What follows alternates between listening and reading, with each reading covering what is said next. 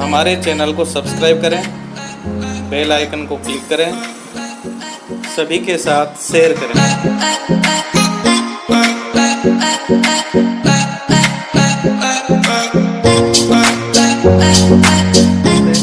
Maths class में आप सभी का फिर स्वागत है।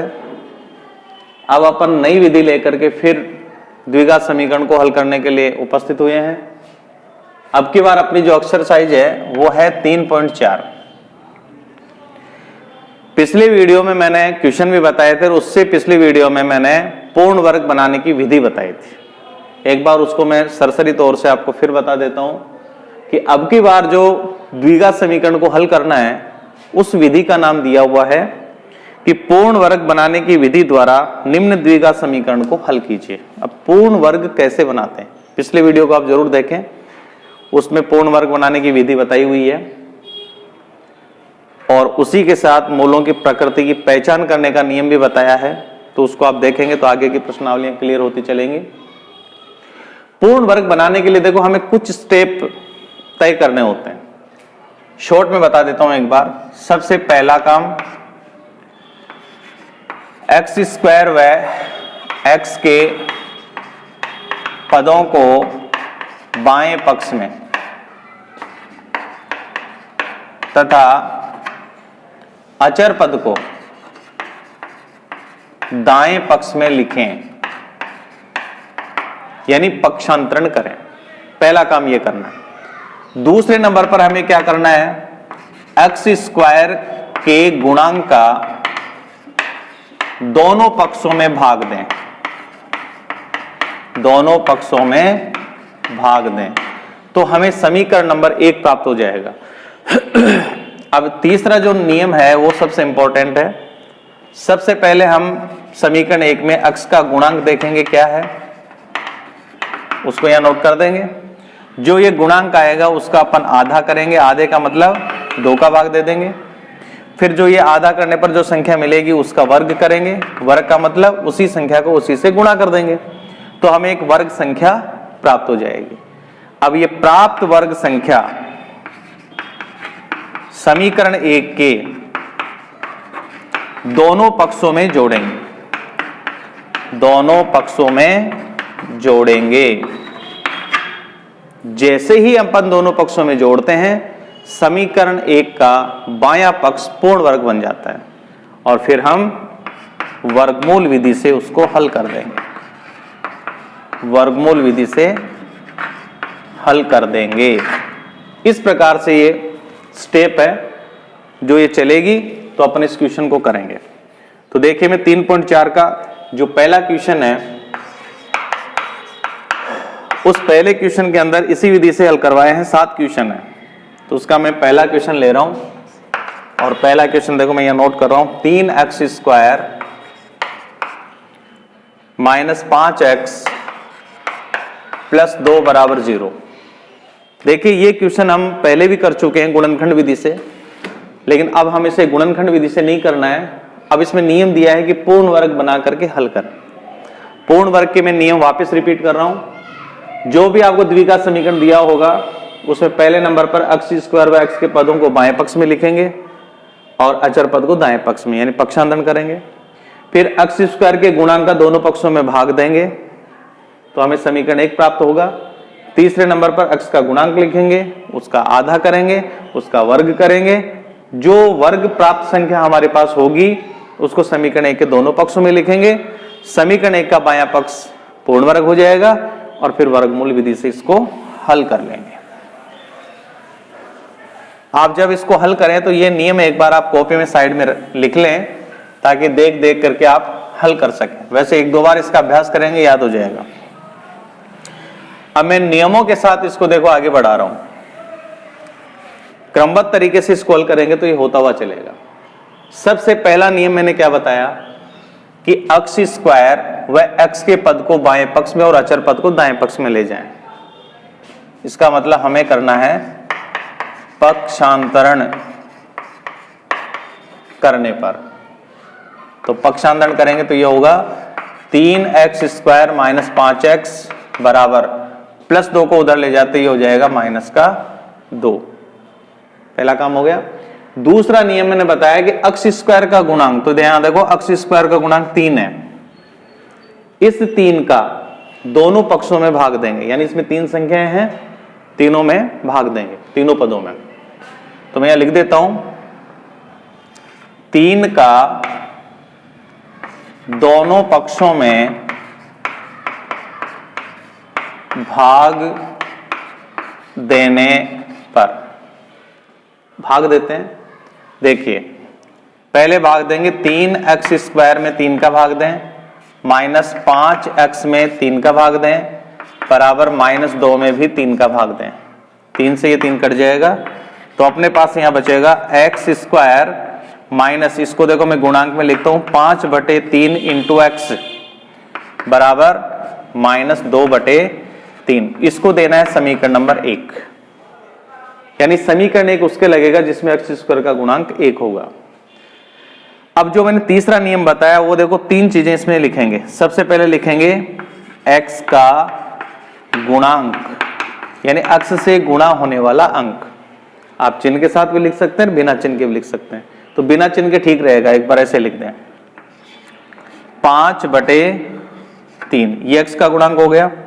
इसका करेंगे आधा, आधे का मतलब इसमें 2 का भाग देंगे, तो 5/3 2 का भाग देंगे तो 2 नीचे आएगा, तो अपने पास संख्या बनेगी 5/6। जो हमें ये संख्या मिली है उसका करेंगे वर्ग, यानी 5/6 का होल स्क्वायर। तो वर्ग करने से संख्या आएगी 25/6 36। 25/36 ये कहलाएगी वर्ग संख्या। अब जो ये वर्ग संख्या है ये समीकरण 1 के दोनों पक्षों में जोड़ेंगे। तो यहां लिखेंगे वर्ग संख्या 25/36 समीकरण 1 के दोनों पक्षों में जोड़ने पर। तो देखिए समीकरण 1 के दोनों पक्षों में अपन 25/36 जोड़ेंगे, तो बायां पक्ष है इसका x square minus 5/3x plus इसमें जोड़ देंगे 25/36 बराबर दाएं पक्ष में -2/3 -2/3, इसमें भी अपन जोड़ देंगे 25/36। तो मैंने आपसे कहा था कि समीकरण का बायां पक्ष पूर्ण वर्ग हो जाएगा। देखो ये इसका बायां पक्ष पूर्ण वर्ग हो गया। अब यहां मैं पूर्ण वर्ग को लिखने का तरीका बता रहा हूं। पूर्ण वर्ग को होल स्क्वायर में लिखा जाता है। कैसे लिखें? देखो पहली संख्या यहां से मिलेगी, अक्ष स्क्वायर का वर्गमूल करें, अक्ष आएगा, बीच वाली संख्या से चिन्ह ले लें, माइनस है तो माइनस, प्लस है तो प्लस, और तीसरी जो संख्या है 25/36 इसका भी वर्गमूल कर दें। तो 25/36 का वर्गमूल देखो यहां मिलेगा आपको, 5/6 का होल स्क्वायर किया तब आया था ये, तो 5/6 ये इसका वर्गमूल होगा। पूर्ण वर्ग हो गया। x माइनस 5/6 का होल स्क्वायर बराबर इसका ले लो लघुत्तम, तो ये आएगा 36। 3 का भाग 36 में जाएगा 12 बार, 12 को -2 से गुणा करेंगे तो -24 प्लस 36 का भाग 1 बार, तो 25 से कम 25 हो जाएगा। फिर यहां लिखेंगे x माइनस 5/6 का होल स्क्वायर बराबर 25 प्लस का है, 24 माइनस का, तो 1 प्लस का बचेगा, तो 1/36 हो जाएगा।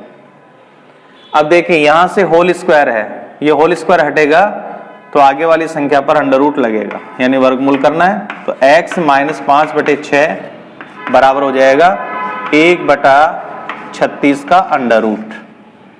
तो आगे हल करने से आएगा x माइनस 5/6 बराबर, वर्गमूल हल करते हैं तो प्लस माइनस का हल प्राप्त होता है। 1 का वर्गमूल 1 और 36 का होगा 6। अब इसका पक्षांतरण कर दें तो x बराबर प्लस माइनस 1/6, इसके साथ तो प्लस माइनस आएगा, और 5/6 उधर जाएगा तो ये प्लस का हो जाएगा। अब हमें हल प्राप्त करने के लिए ये समीकरण नंबर 2 प्राप्त होगा। अब इसमें हमें 2 काम करने होंगे, क्योंकि 1/6 के साथ 2 चिन्ह हैं, प्लस और माइनस। एक बार धनात्मक चिन्ह लेकर के हल करेंगे और एक बार ऋणात्मक चिन्ह लेकर के, तो अक्ष के 2 आंसर मिलेंगे।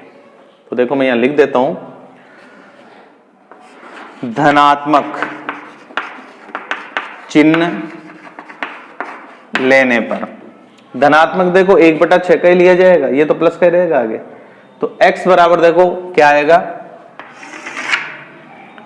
x बराबर हमारे पास होगा 1/6, ये प्लस का रहेगा और 5/6 भी प्लस का रहेगा। लघुत्तम लेंगे 6 तो ये आएगा 1 + 5, तो ये होगा 6/6। काटेंगे तो x बराबर आएगा 1। अब लेंगे ऋणात्मक चिन्ह लेने पर, तो यहां मैं लिख देता हूं ऋणात्मक चिन्ह लेने पर। ऋणात्मक में क्या होगा, x बराबर 1/6 माइनस का लिया जाएगा, तो -1/6 होगा और प्लस का है 5/6। लघुत्तम लेंगे इसका 6 आएगा, तो यहां से आएगा -1 और प्लस यहां से आएगा 5।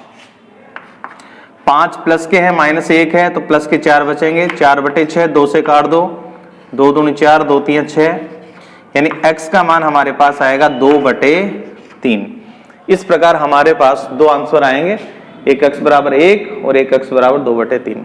ये सबसे बड़ी विधि है, इसलिए परीक्षा में यदि पूर्ण वर्ग बनाने का नाम दिया जाए कि पूर्ण वर्ग बना करके हल कीजिए, तो ही इसी विधि का प्रयोग करें, अन्यथा आप इस विधि का प्रयोग नहीं करें, क्योंकि सबसे बड़ी विधि है। ऐसे देखिए, अब दूसरा क्वेश्चन लेते हैं। पहले में ये सारा नियम आपको मैंने समझा दिया, अब दूसरा क्वेश्चन करेंगे तो आप फटाफट आराम से इसको आगे हल करते हुए चलेंगे। अब पूरी डिटेल्स में नहीं भी लिखूं तो भी आप समझ जाएंगे। तो अगला अपना दूसरा क्वेश्चन लेते हैं। इसका कैसा भी क्वेश्चन हो, ये जो मैंने आपको 5 नियम बताए, इन 5 नियमों का यदि आप पालन करते हुए चलेंगे तो आराम से अपन पूर्ण वर्ग बनाने वाली विधि से क्वेश्चन कर सकते हैं। बहुत बड़ी विधि है ये, इसलिए एग्जाम में कहा जाए तो ही आप इसका प्रयोग करें। दूसरा क्वेश्चन ले रहे हैं। इसका दूसरा क्वेश्चन है 5x² माइनस 6x माइनस 2 बराबर 0। नियम बोलते हुए मैं इसको देखो हल कर रहा हूं। अभी इसको समीकरण नंबर 1 नहीं लिखेंगे, पूर्ण वर्ग बनाकर हल करना। इसे पहला नियम मैंने बताया, 5x² और यानी x² और x के पदों को आप बाएं पक्ष में रखेंगे, अचर पद को दाएं पक्ष में ले जाएंगे, यानी पक्षांतरण करने पर। तो यह आएगा 5x² माइनस 6x बराबर -2 उधर जाते प्लस का हो जाएगा। दूसरा मैंने नियम क्या बताया, x² के गुणांक का दोनों पक्षों में भाग देंगे। तो देखिए यहाँ x² का गुणांक 5 है, तो मैं 5 का भाग तीनों में दे देता हूं। तो मैं लिख नहीं रहा, डायरेक्ट कर रहा हूं। 5x² 5 माइनस 6x/5 बराबर 2/5। x² के गुणांक 5 का मैंने तीनों पदों में भाग दे दिया। यहां से 5 कट रहा है, कटे उसको काट दो, नहीं कटे तो ऐसे लिख दो x² माइनस, यहां देखिए गुणांक में लिखूंगा 6/5 इंटू x बराबर 2/5। x² का गुणांक 1 हो गया, इसे लिख दो समीकरण नंबर 1। अब यहां से अपन निकालेंगे x का गुणांक, x से गुणा होने वाला अंक 6/5, माइनस के साथ भी लिख सकते हैं, प्लस भी लिख सकते हैं। इसका करेंगे आधा, आधे का मतलब 6/5 में 2 का भाग देंगे, यानी 2 भी नीचे आएगा, 2 से 6 कटेगा 3 बार, तो अपने पास आएगा 3/5। अब इसका करेंगे वर्ग, तो 3/5 का वर्ग यानी होल स्क्वायर बराबर 3 × 9 / 5 = 25। तो अपने पास 9/25 आएगा। तो 9/25 एक वर्ग संख्या है, तो 9/25 को समीकरण 1 के दोनों पक्षों में जोड़ने पर, तो अपन इसको दोनों पक्षों में जोड़ेंगे। तो देखिए जैसे ही दोनों पक्षों में जोड़ेंगे बायां पक्ष पूर्ण वर्ग बन जाएगा। तो बायां पक्ष हमारे पास है, देखो समीकरण 1 का एक्स स्क्वायर माइनस 6/5x, इसमें अपने को जोड़ना है 9/25, तो प्लस ये हो गया 9/25 बराबर 2/5 आगे है, इसमें भी हम जोड़ेंगे 9/25। बायां पक्ष इसका पूर्ण वर्ग हो गया ये। तो पूर्ण वर्ग को लिखने का तरीका मैंने बताया था, होल स्क्वायर में लिखना है। पहली संख्या x स्क्वायर का वर्गमूल x होगा, या माइनस का चिन्ह है तो माइनस ले लो, प्लस आता तो प्लस ले लो। 9/25 का वर्गमूल पता नहीं है तो यहां से देख लो, 9/25 इससे मिला था 3/5, तो x माइनस 3/5 का होल स्क्वायर बराबर इसका लघुत्तम 25। 5 का भाग 5 बार जाएगा 25 में, 5 दूनी 10 प्लस 25 का भाग 1 बार, तो यह आएगा 9। तो अपन यहां लिखेंगे x माइनस 3/5 का होल स्क्वायर बराबर 10 और 9 हो गए 19, तो ये हो गया 19/25। होल स्क्वायर हटाएंगे तो x माइनस 3/5 बराबर आगे वाली संख्या के अंडर रूट लग जाएगा। अब जिसका वर्गमूल होता है कर दे, नहीं होता है अंडर रूट में लिख दें। तो x माइनस 3/5 बराबर 19 का वर्गमूल नहीं होता है, तो ये हो जाएगा अंडर रूट 19/5 का 25 का होता है 5, लेकिन चिन्ह आएगा प्लस माइनस का, या x बराबर होगा प्लस माइनस अंडर रूट 19/5, और ये संख्या 3/5 माइनस की उधर जाते प्लस की हो जाएगी। अब देखिए यहां पर इसका पूरा पूरा वर्गमूल नहीं हो रहा है, नहीं हो तो हम केवल इसको लघुत्तम लेकर के ही लिख देते हैं। तो x बराबर लघुत्तम लेने से आएगा 5, और यह आएगा plus minus under root 19 plus 3, ये इसका हल हो जाएगा। क्योंकि इसका पूरा पूरा वर्गमूल नहीं हो रहा है, परिमेय संख्या है, इसलिए हम इसको ऐसे लिख देंगे। अब x के दो आंसर बन सकते हैं। एक बार तो आप अंडर रूट 19 को प्लस लेकर के हल करेंगे तो ये बनेगा, देखो मैं यहां लिख देता हूं, एक आंसर तो आएगा इसका प्लस में, यानी अंडर रूट 19 प्लस 3/5, और एक आंसर आ जाएगा माइनस अंडर रूट 19 प्लस 3/5। इस प्रकार आप ये दो आंसर इसमें लिख सकते हैं। तो ऐसे करके आप पूर्ण वर्ग बना करके इन प्रश्नों को हल कर सकते हैं। तो आज अपन इस वीडियो में इतना ही लेते हैं। यही क्वेश्चन पूर्ण वर्ग विधि वाले अगले नए वीडियो में लेकर के फिर शामिल होंगे। तब तक के लिए नमस्कार, धन्यवाद। इनको आप जरूर पढ़ें ताकि आगे हल कर सकें।